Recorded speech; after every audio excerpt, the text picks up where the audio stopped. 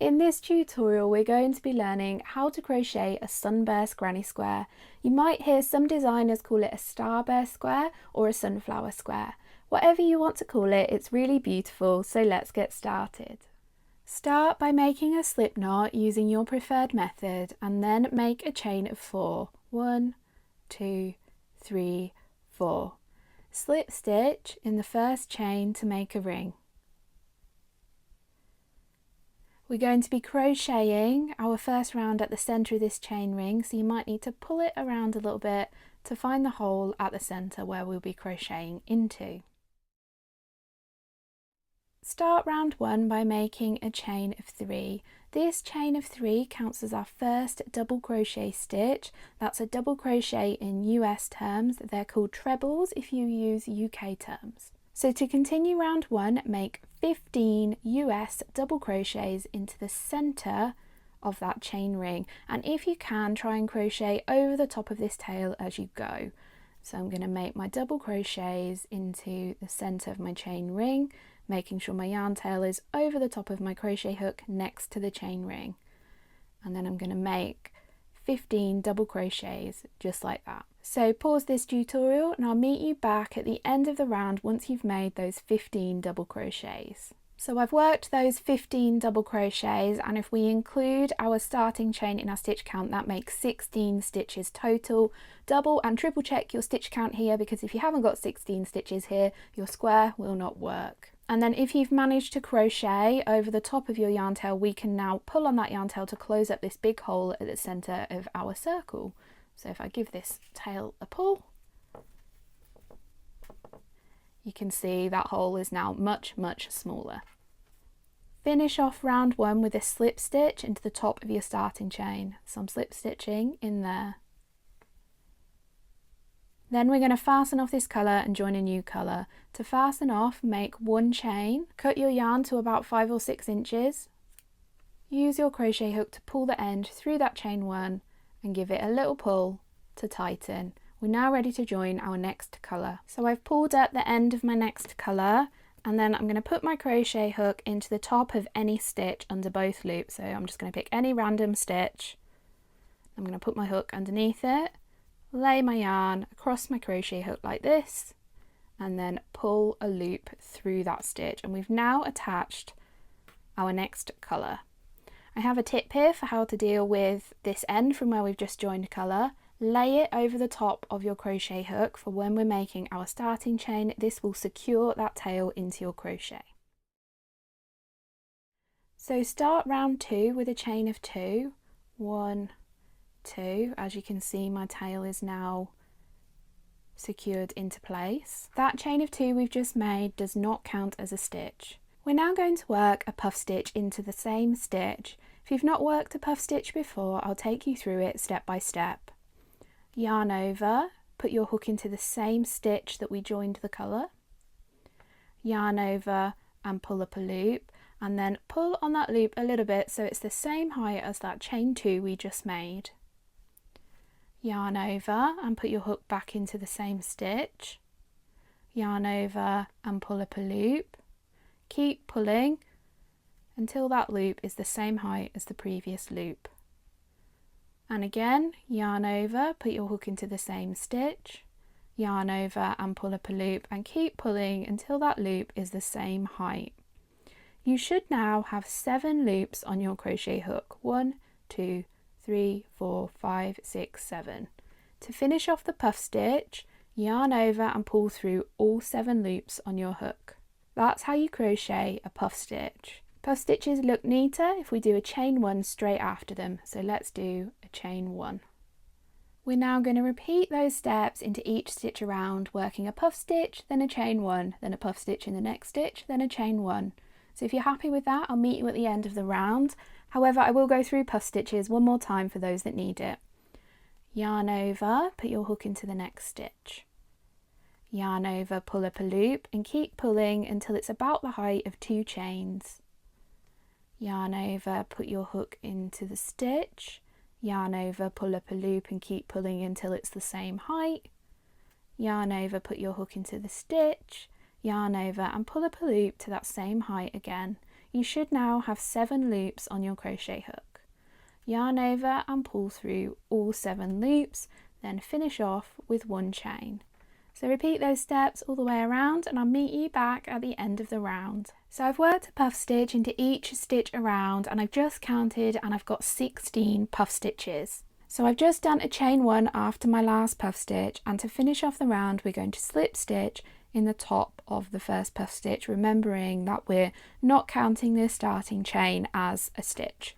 So I'm going to make my slip stitch to finish the round under those 2 loops there.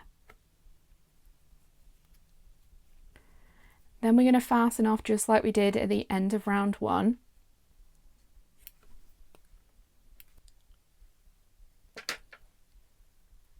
And then I've pulled up the end of my next colour ready to join. So we're going to be working out of the spaces between the puff stitches for round 2. So that's where we need to join our yarn. So I'm going to pick any 2 puff stitches, it doesn't matter which ones. I'm going to pull them apart slightly until I can see a space between them. And into that space I'm going to put my crochet hook. Then lay the yarn across your crochet hook just like we did when we joined in our last colour, and pull up a loop. And then we're going to do that tip again, where if we hold our short yarn tail over the top of our crochet hook when we make this first starting chain, then that secures our yarn in place. So round 3 is made up of cluster stitches, and our first cluster stitch is different to the rest of the cluster stitches in the round. So let's work that first cluster stitch together. So start by making 2 chains, 1, 2. These count as something called a partial double crochet, and I'll explain what that is in a minute. So we're now going to make 3 partial double crochets into the same space and attach them together at the top to make a cluster stitch. So I'll work through that with you step by step. Yarn over, put your crochet hook back into the same space, yarn over, pull up a loop, yarn over and pull through 2 loops. So we've now made a partial double crochet. So we've worked a double crochet stitch until that final yarn over and pull through at the end. And we're going to do 2 more of these partial double crochets into the same space. So yarn over, put your hook into the same space, yarn over, pull up a loop, yarn over, pull through 2. Yarn over, put your hook into the space, yarn over, pull up a loop, yarn over, pull through 2. So if we count our starting chain of 2 over here as a partial double crochet, we've now got 1, 2, 3, 4 partial double crochets worked into the same space, and we've got 1, 2, 3, 4 loops on our crochet hook. To turn these partial double crochets into a cluster stitch, yarn over and pull through all 4 loops on your hook, and that's how you crochet a cluster stitch. Now if you remember, just before we made this stitch I said that the rest of the cluster stitches on the rest of the round are different.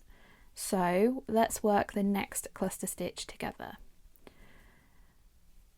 So first chain 2, 1, 2, because we're going to be doing 2 chains between each cluster stitch, and then into the next space I'm going to take my next 2 puff stitches, pull them apart gently to reveal the space.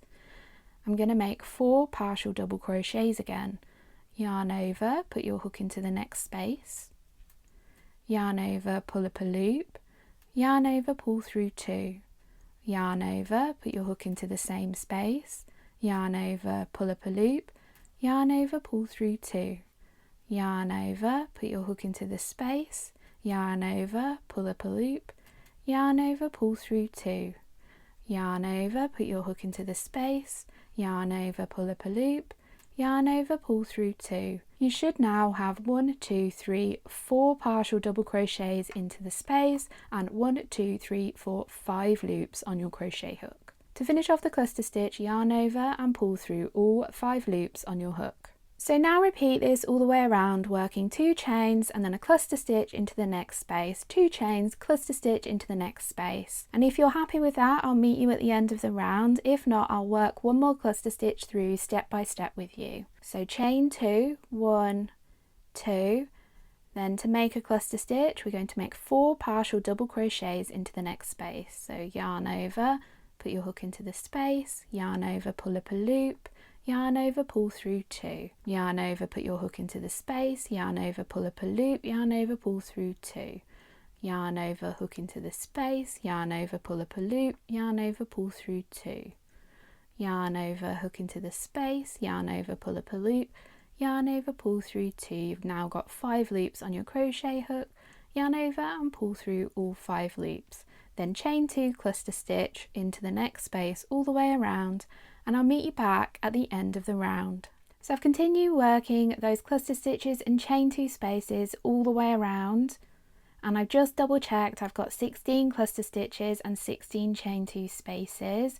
I've just worked a chain 2 space after my last cluster stitch. And when I'm crocheting cluster stitches, I like to put my slip stitch to join the round somewhere slightly different.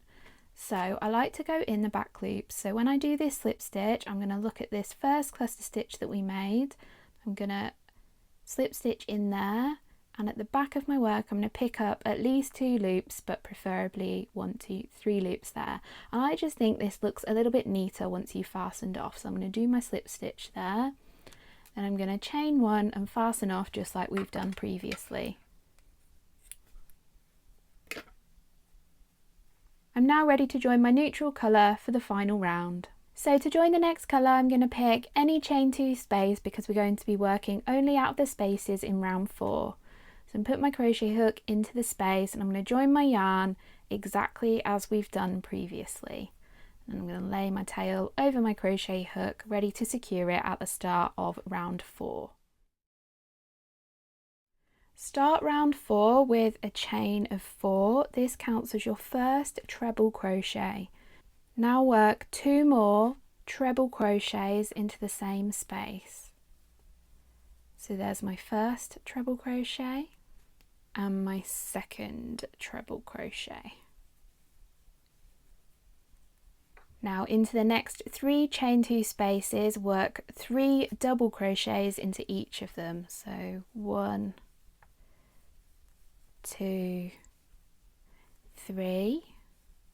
So repeat that into the next 2 chain 2 spaces, working 3 double crochets, and I'll meet you once you've done those stitches. So I've worked 3 double crochet into the last 3 chain 2 spaces. Into my next chain 2 space, I'm going to work a corner group. To work a corner group, work 3 treble crochets into the next corner space.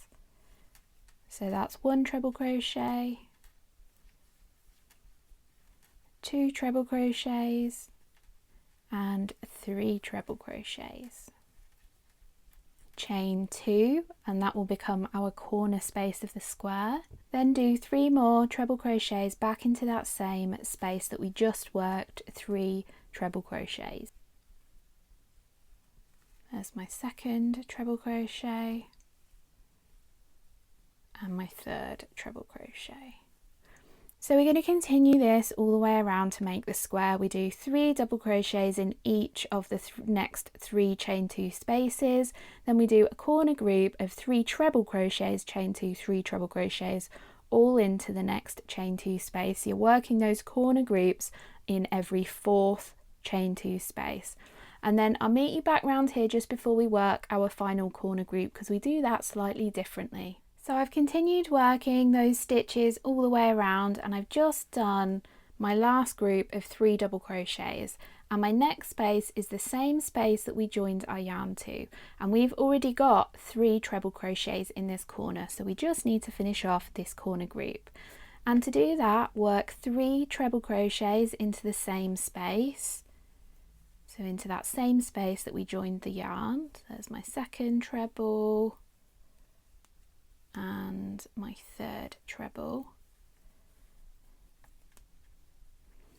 Then chain 2, and you can do a slip stitch here if you want to, but I'm going to show you how to do an invisible join because it's my favourite way of finishing off granny squares, as it gives a seamless finish with no bump. So to do an invisible join instead of a slip stitch, cut your yarn after your second chain. Use your crochet hook to pull that yarn through that second chain. Grab yourself a yarn needle and thread your tail onto it.